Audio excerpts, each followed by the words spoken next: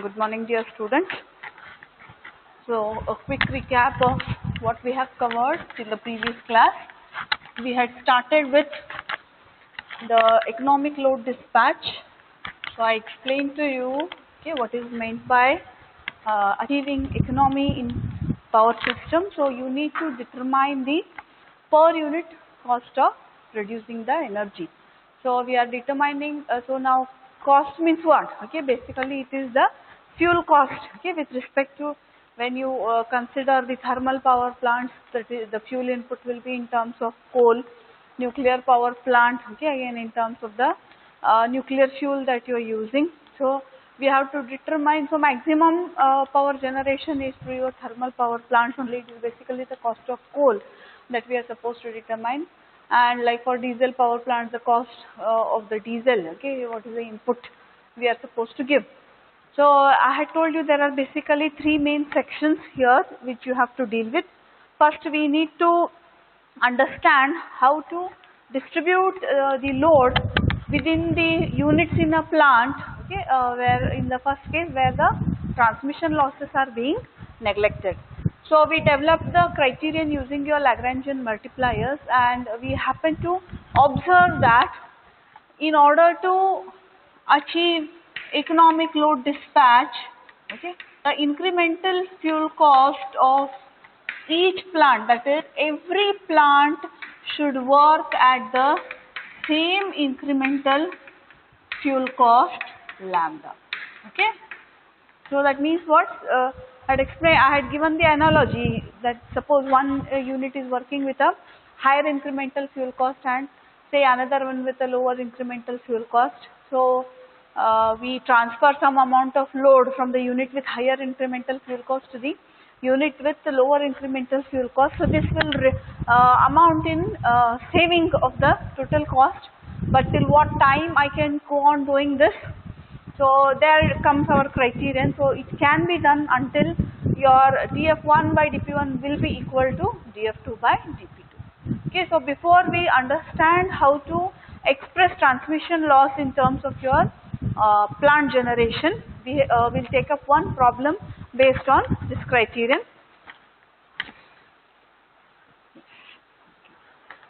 So I have, say now, we'll take one example. I'll draw the simple line diagram which they have given. Say I have two generators for a plant,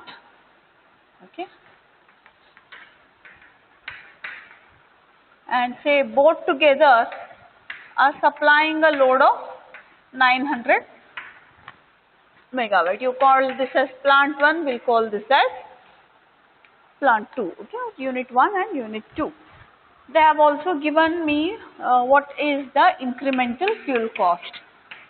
So df1 by dp1, it is given in terms of 0.00008 p1 plus 8. As I told you, please be careful with respect to units, dollars per megawatt hour. Fuel cost is in terms of dollars per hour or rupees per hour. For 1 hour, how much is the fuel required, and your unit, 1 megawatt. So 1 megawatt again for 1 hour. So it is dollars per megawatt hour. So for 1 megawatt rise in the total demand, how much is the fuel input? That is nothing but the incremental fuel cost. So this is the equation which defines the incremental fuel cost of your plant 1. Then similarly, I have for plant 2.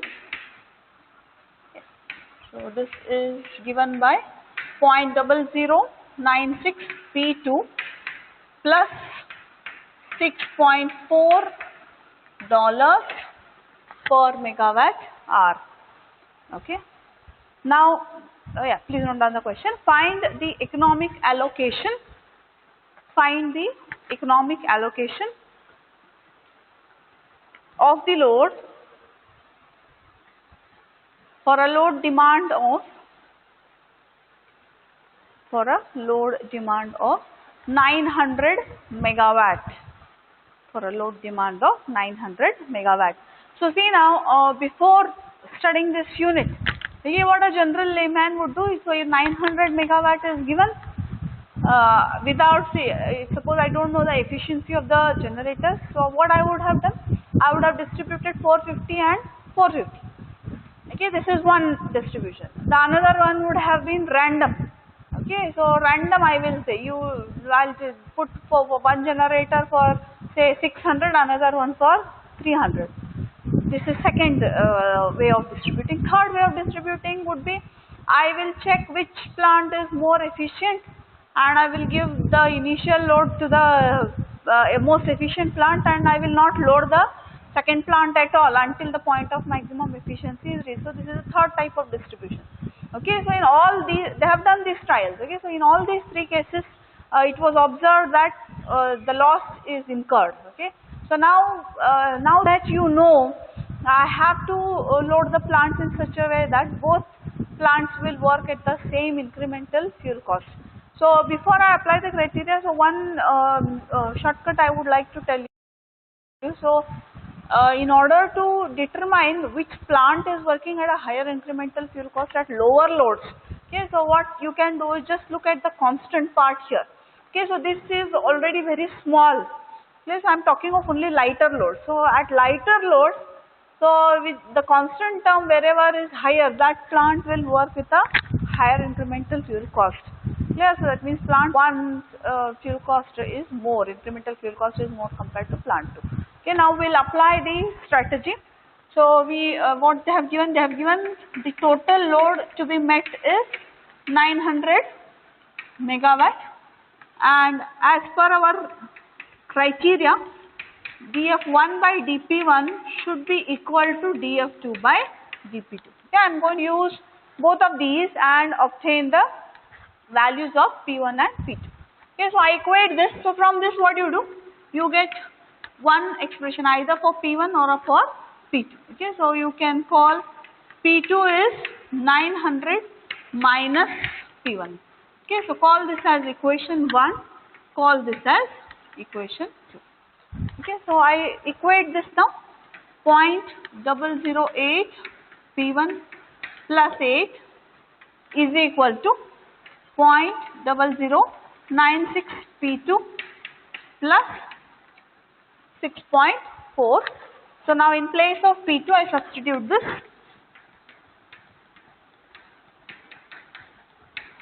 Okay, that will be equal to, so P2 is 900 minus P1 plus 6.4.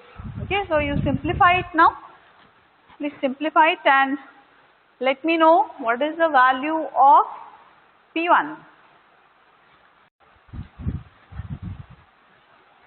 So you take this minus 0.0096 P1 on the other side.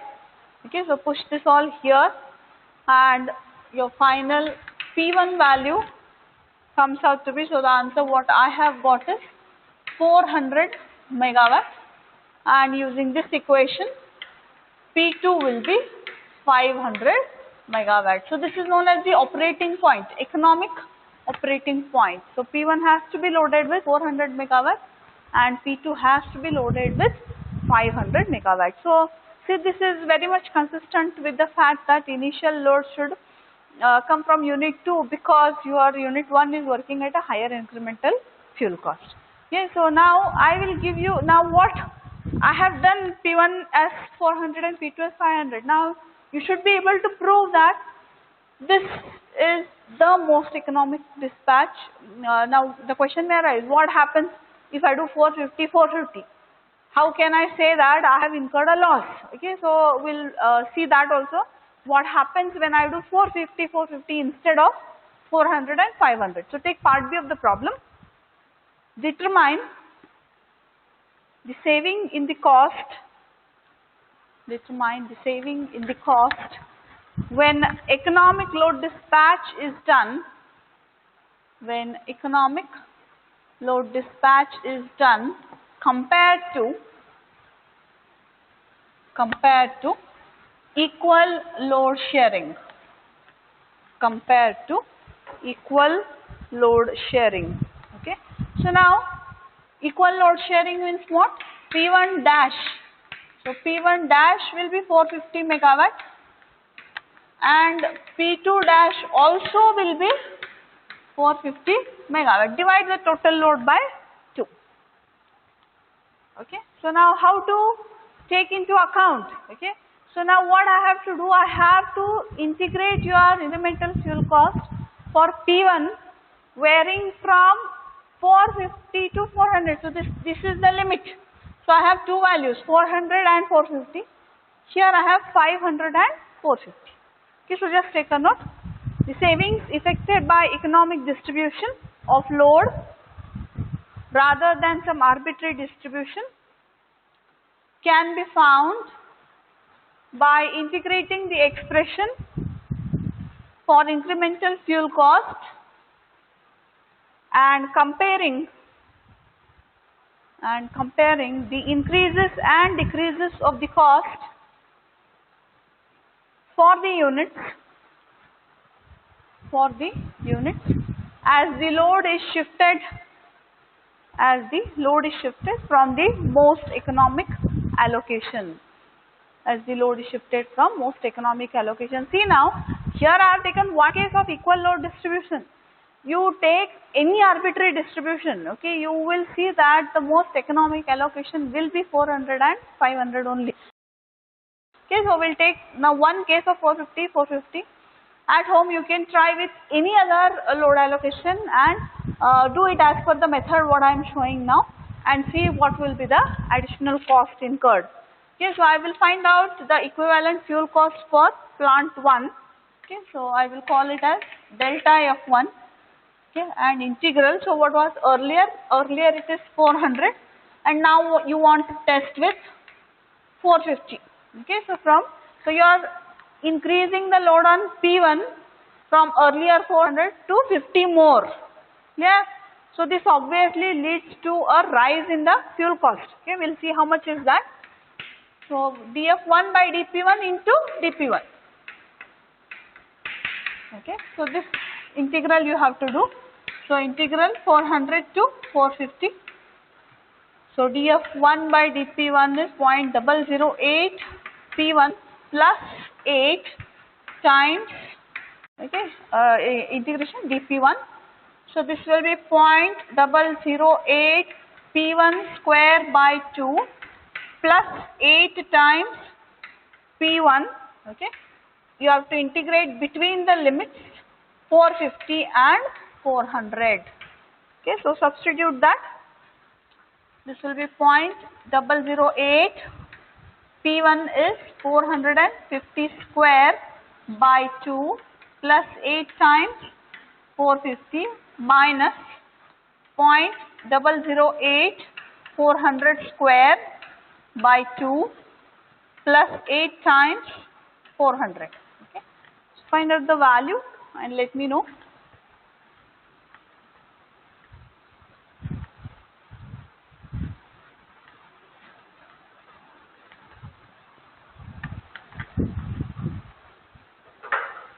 Okay, so this value comes out to be 570, okay, dollars per hour.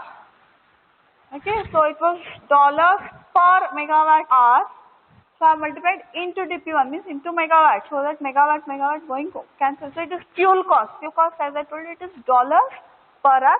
So here you can see there is a plus sign. So that means obviously there is a rise in the cost. Okay. So the rise in the cost is $570 per hour you are paying additional to increase it from 400 to 450. Please try to understand this. So now on similar lines, I will find delta F2. So delta F2 now, the initial value was 500 and now you want to make it 450. I am decreasing the load. Okay, so from 500 to 450. So this what was dF2 by dP2? Just a minute. Yes, 0.0096 P2 plus 6.4 dP2. Okay, so this will be 0.0096 P2 square by 2 plus 6.4 P2 to be evaluated within the limits 450 and 500. Okay, so evaluate it on the same terms and let me know the answer. Same way, okay. P1 square, P2 is 450, first you substitute 450 minus, for minus you substitute 500. Okay, so this value comes out to be minus $548 per hour. Okay. Now what does this minus symbolize? So this minus tells me that the cost has reduced. Clear? Earlier it was some X value. Okay, so say it was something, some thousands of something. From there it has reduced by $548 per hour. Okay, so now I have to find effective cost. So there is a 570 rise and there is a 548 fall. So what is the net rise in the cost? Okay, so the net increase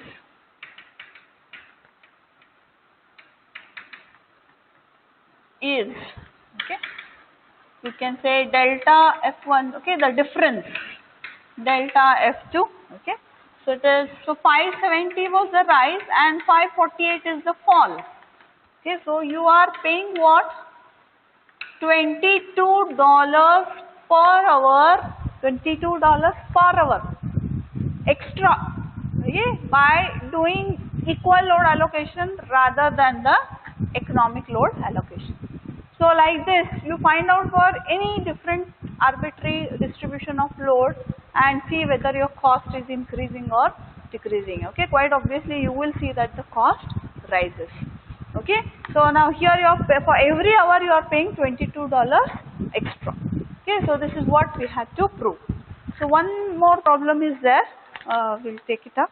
So that tells me the distribution of load very well. Okay, so just take down this.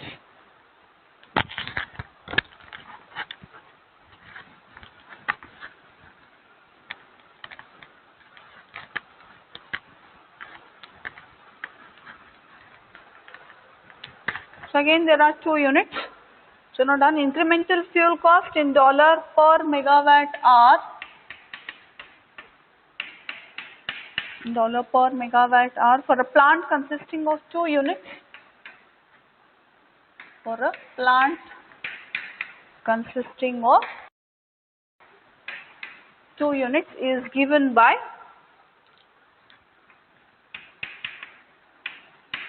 note down this, dF2 by dP2 is equal to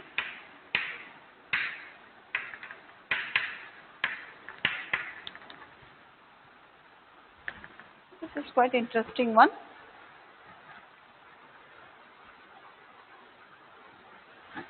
Assume that, please try to understand, assume that both units are operating at all times. Both units are operating at all times. The total load varies from 50 to 250 megawatts. The maximum and minimum load at each unit are to be, the maximum and minimum load on each unit are to be 125 and 20 megawatt respectively. Find the incremental fuel cost, find the incremental fuel cost and the allocation of load, and the allocation of load between units, for the minimum cost, of various total loads, for the minimum cost of various total loads.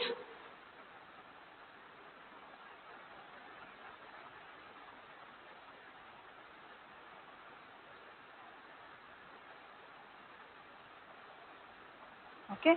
So now in the previous case I had asked the problem for only one particular load, that is 900 megawatts.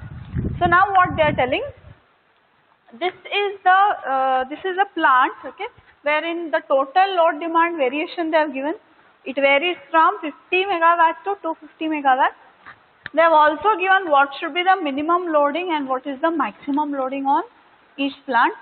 They want you to calculate the total load distribution from 350 to 250 megawatt. So how you are loading at every step P1 and P2. Okay, so here the main trick is to understand how to load initially and how to end the last part, okay, because I need to be careful with respect to minimum loading and maximum loading. So if you observe now, okay, so observe the minimum load is 20 megawatt, okay, so if I load unit 1 and unit 2 both with 20, but what is the load demand? Minimum load demand begins with 50.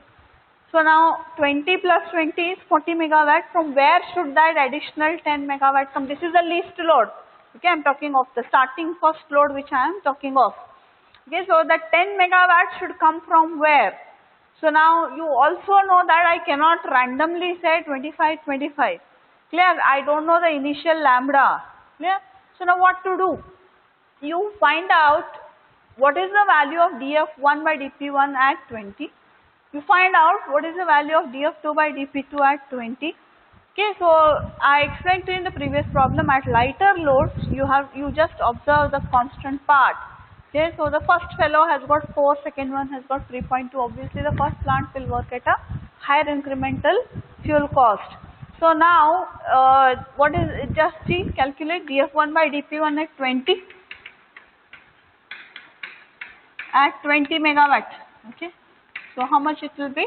0.020 times 20 plus 4, okay, this answer is around 4.4, okay, $4.4 per megawatt hour, and df2 by dp2 at 20 megawatt, that also I will calculate 0.024 into 20 plus 3.2. This value comes out to be 3.68 dollars per megawatt hour. Okay, so quite obvious this is operating at a higher incremental fuel cost. So now what our criteria says, all the plants should work at same incremental fuel cost. So I load this with 20, okay, and if I cannot load the second one with 20, so our problem was now if I load 20, 20 both, from where the additional 10 should come. So now all the additional load should come from unit 2 until what point? Until your df2 by dp2 becomes equal to df1 by dp1. Are you all understanding? So I load the second unit until your df2 by dp2 becomes equal to df1 by dp1. Okay, so just write a note. Since unit 1 is operating at a higher incremental fuel cost, as the plant output increases, the additional load should come from unit 2 until df2 by dp2 equals $4.4 per megawatt hour. So how do I determine lambda then? So until that point is reached, my lambda will be determined solely by unit 2, because it is this unit 2 which I am continuously loading. Okay.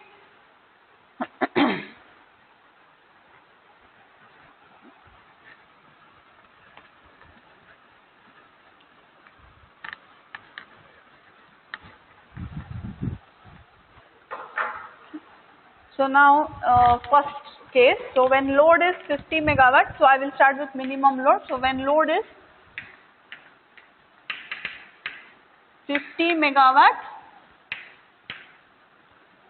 additional load or you can say unit 2 will supply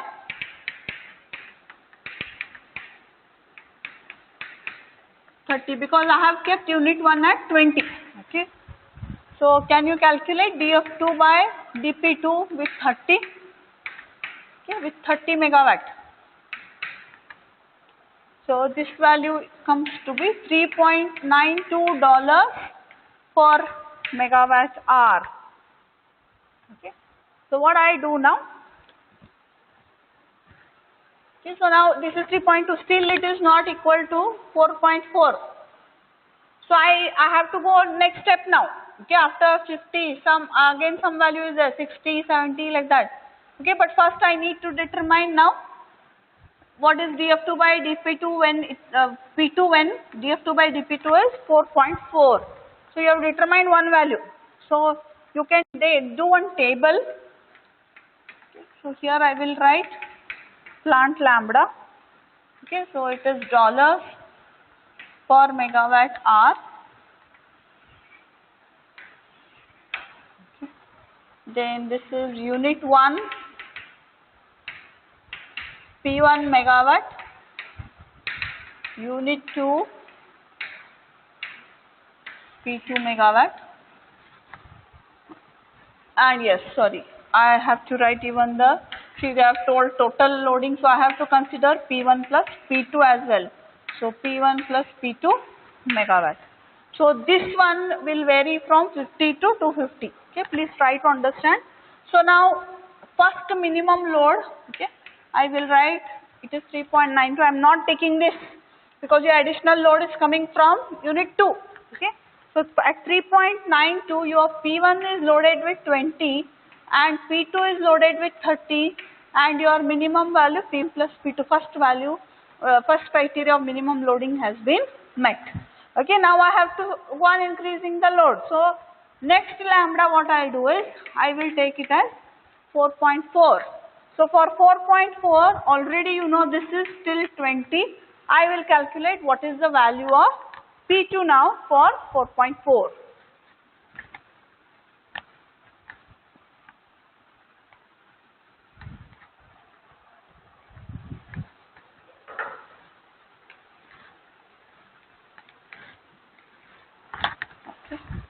So value of P2, okay, P2 when dF2 by dP2 is equal to 4.4. Okay, so it will be I will take that expression 0.0024 P2 plus 3.2 is equal to 4.4.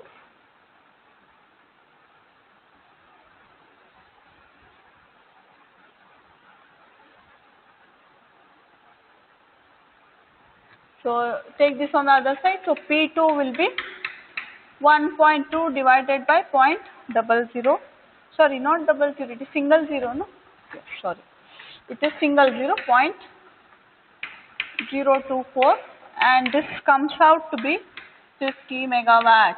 Okay, so I'll write here 50. So now see here, this is known as meeting the first minimum criteria.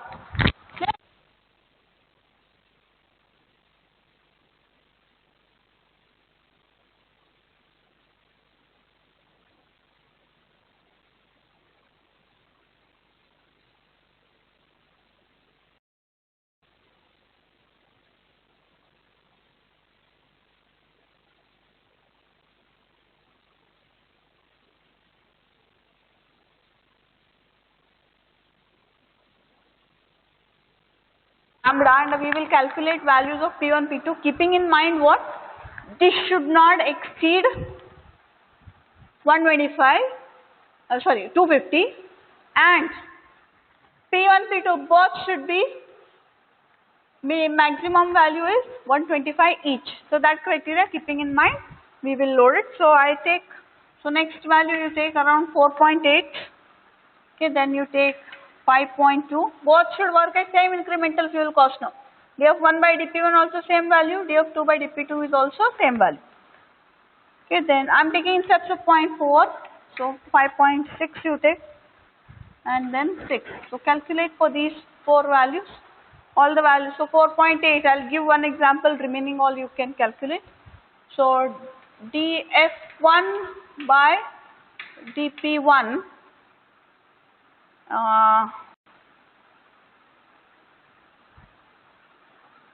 is equal to 4.8, that is equal to 0.02 P1 plus 4, okay. So which implies what is the value of P1, okay. So just observe, you will get it as 40 megawatt. Same way calculate for dF2 by dP2 is equal to 4.8, that is equal to 0.024 P2 plus 3.2. So your P2 comes out to be 66.7 megawatt, okay. So at 4.8 we have got this value as 40 and we have got this value as 66.7 and your total is 106.7 megawatt. At 5.2 you will get it 60 and P2 will be 83.3 and your total is 143.3. At 5.6, okay, P1 is 80 and P2 is 100. So please see, P2 is slowly approaching its maximum value, okay. So this is 180. Then at 6, P1 is 100, P2 is 116.7 and this comes out to be 216.7.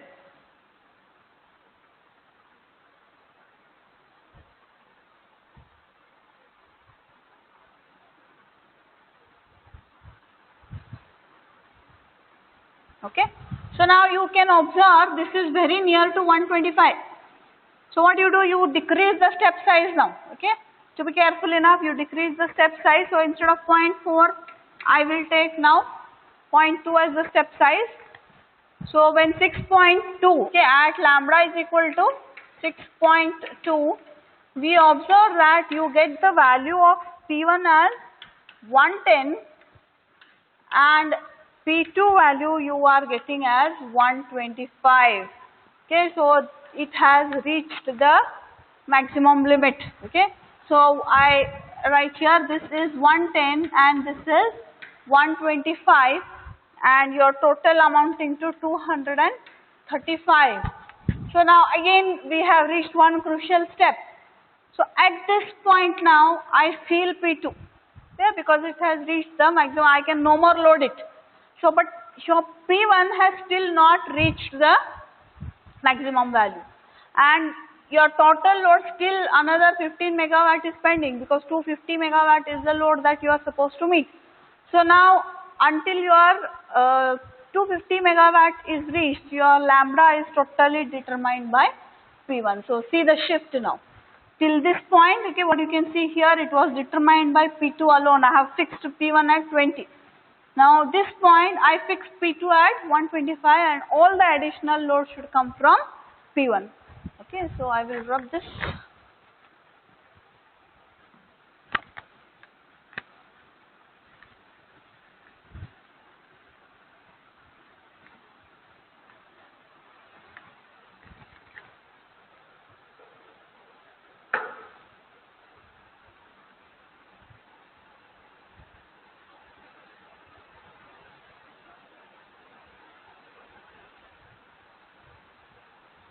Okay, so now what you do is directly you can take next load. Okay, so this is fixed as 125. Next load I will make it 125. This is 250. Okay, so for this one you determine dF1 by dP1. Okay, so dF1 by dP1 at 125. Okay, 0.02 P1 plus 4, okay, so that will be equal to 0.02 into 125 plus 4 and this value comes out to be $6.5 per megawatt hour. Okay, so that means for the last one this value is 6.5. Okay, no more I can take for this, okay, because that is fixed. So for 125, since additional load is coming from P1, your value of lambda is 6.5. Okay, so this is how you are supposed to determine the distribution of load when they ask you minimum and maximum loading. So one very important feature here is, okay, so now here you have taken as per your choice. They may give one specific value also. Okay, so for that what you can do is we can draw two curves. Okay, one is you can draw, okay, so you can plot here lambda, okay, that is dollars per megawatt hour, and here you can plot power output, okay, in terms of megawatt. Okay, so say 0, it is till 250, so you can put it in steps of 50s, 150, 200 and 250. And here your lambda has varied from, you can start from 3.6 and you can go up till 8. So initially you can start with 3.6, okay, then you go for 4.4, 5.2, 6.0 and 6.8. Okay, so if you observe this graph, okay, so I am drawing approximation here, so you please verify it at home.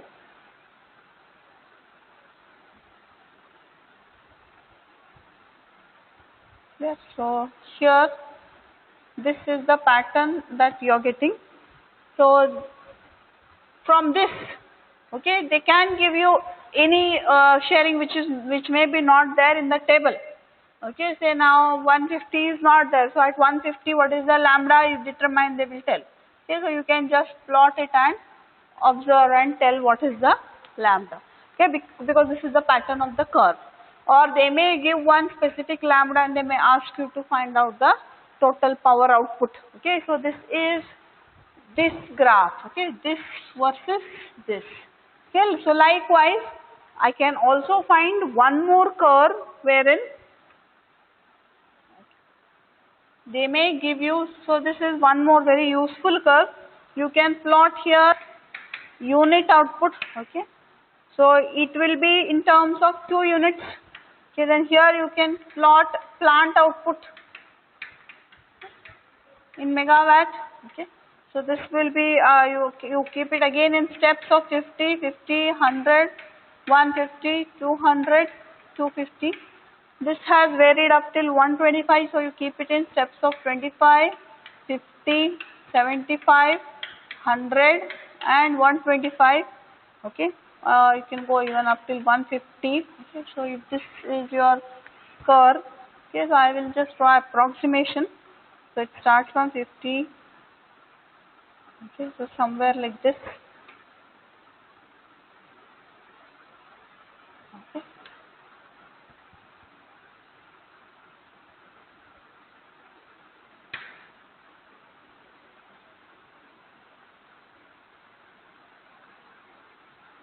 Okay. So now what, this is the pattern nature of the curve. So what may ask is, say for a plant output of 150. Okay. So tell me what is the value of P1 and what is the value of P2. So this is your unit 1 and this is unit 2. So easily you will get the operating point. You need not sit solving. Okay. So these two graphs are very important. And if you do this at any particular loading, you can find out the value of P1, P2. At any particular lambda, you can find the total plant output, or for one particular plant output, what is the system lambda, everything can be calculated. Okay, so this cannot be done for single loading problem. Okay, it can be done for only this specific type of problem where they have given you the maximum and minimum limits. Right? Okay, so now we'll take up the second part of your analysis.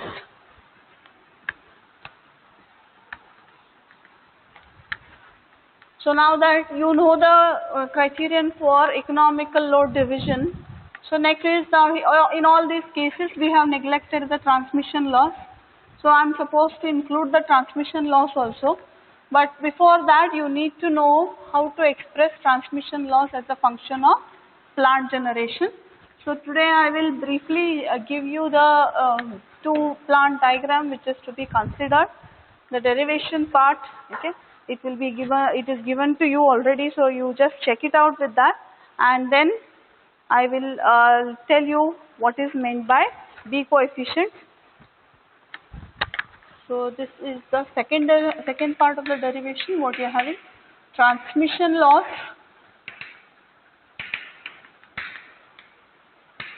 as a function of plant generation.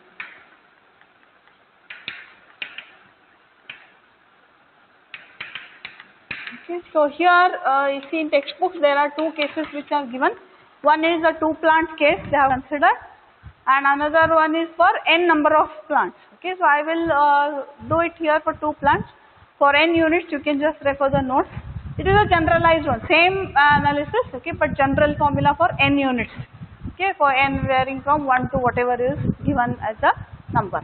Okay, so we will take two generating plants and one load.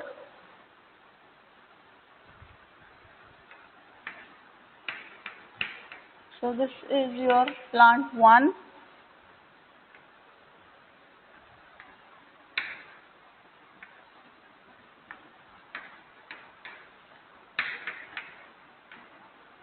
Plant 2, I1, I2, okay, and see I will consider one load here, okay, this is I1 plus I2, okay, then you call this as bus 1, bus 2, bus 3, bus 4, section A, section B and section C.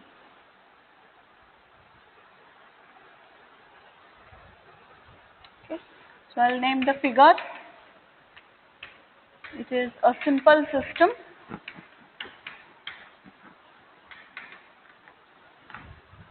connecting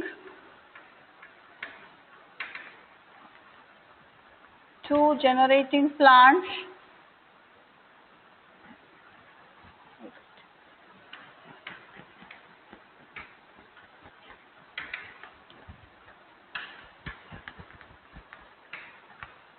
to one load.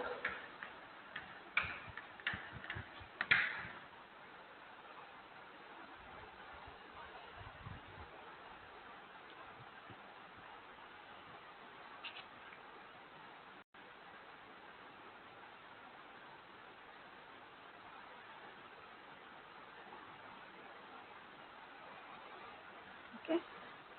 So we will consider now, see two plants, there are three sections of the line, there is one load. We will consider RA, RB and RC as the resistance of the line. So I am interested in the I square R losses. Okay, so why it is important to find transmission losses?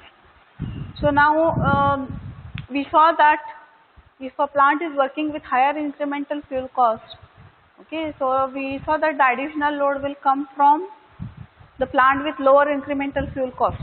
Okay, but in actual scenario, if you go to look, so say that plant is far away from the load center, okay, the unit with lower incremental fuel cost, if that plant is far away from the load center, it may so happen that increasing the load on that plant may incur huge loss, because from that plant to transfer it to the load center you are incurring heavy transmission losses.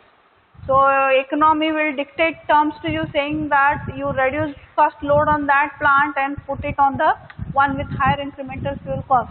So again, as I told you, we cannot do it randomly, there has to be some criteria. Okay, so in order to know that criteria, first I need to express your P1 and P2 in terms of the loss coefficients. Okay, so here we have to understand what is meant by the I square R losses. So you know down, so let's say let RA, RB and RC are the resistances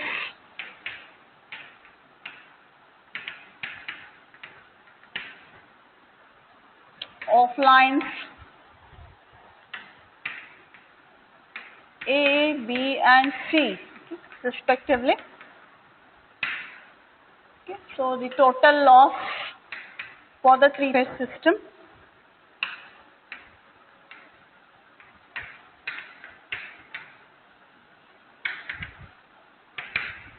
so I'll indicate it as PL. Okay. So 3 times I1 square RA plus 3 times I2 square RB plus 3 times I1 plus I2 whole square RC. We assume that I1 and I2 are in phase. Okay. So if they are in phase, how do we write it? I1 plus I2 can be written as I1 plus I2. It is assumed. Okay, it's assumed that both are in phase. Okay, so I simplify this. So on simplifying, what do you get? PL is 3 times I1 square RA plus RC plus 3 into 2 into 2 times I1 I2 RC plus 3 times I2 square RB plus RC. Okay. So you can call this as equation 1, you can call this as 2, you can call this as 3, equation 3. Okay, so now one equation I got. Okay, now I'll express P1 and P2. So if P1 and P2 are the three-phase outputs,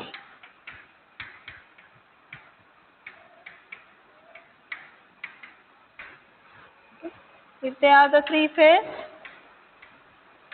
power outputs of plant 1 and 2, okay, at, I will consider power factor as P of 1, or you write cos phi 1, okay, no problem. At power factors P of 1 and P of 2, okay, and if V1 and V2 are the bus voltages, okay, at node 1 and node 2, or at that particular plant are the bus voltages at the plant, then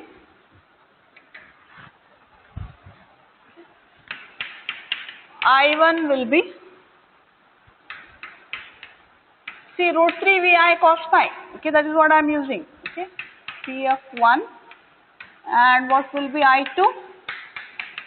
P2 divided by root 3 V2 P of 2. Clear? So you can call this as 1, 2, 3, 1, 2, 3, 4. Yes, this is 4.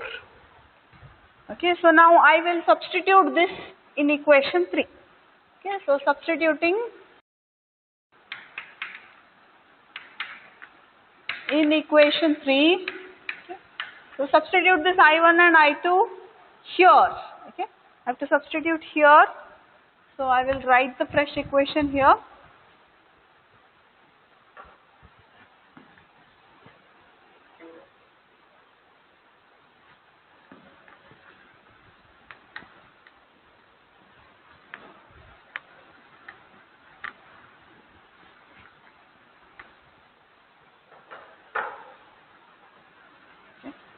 So PL will be P1 square into RA plus RC by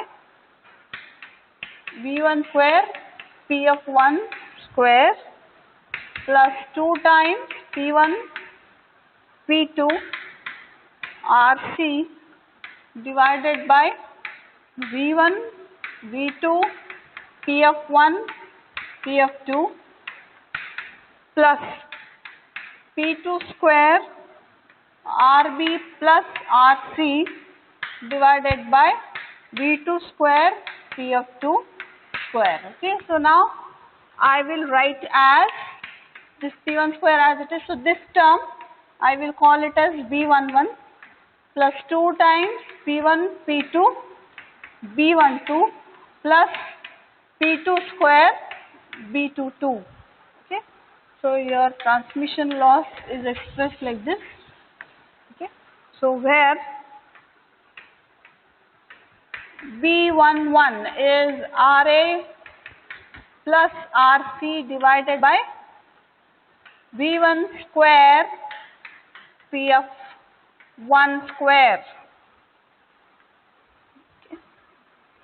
Then B12 is RC divided by V1, V2, P(F1), P(F2), and B22 is RB plus RC divided by V2 square P(F2) square. So these are nothing but known as B coefficients, okay, or they are also known as loss coefficients. Okay, loss coefficients of the line. So if you observe what will be the unit of B coefficient, so try to simplify this. This is ohms, volts, okay, and volt square, ohms by volt square. So it is megawatt inverse. So that is per megawatt. So this much is the loss, transmission loss per megawatt of power output. Okay, this is how we interpret. Okay, so this was the expression for a simple two plant system. Okay, so if there are n plants, I will give the expression, but derivation you just look into the book. So in the tomorrow's class, okay, we will generalize this. Then we will take up one problem on how to obtain the loss coefficients. Okay, and then we will correlate this transmission loss with respect to your economic criterion for load dispatch. Okay.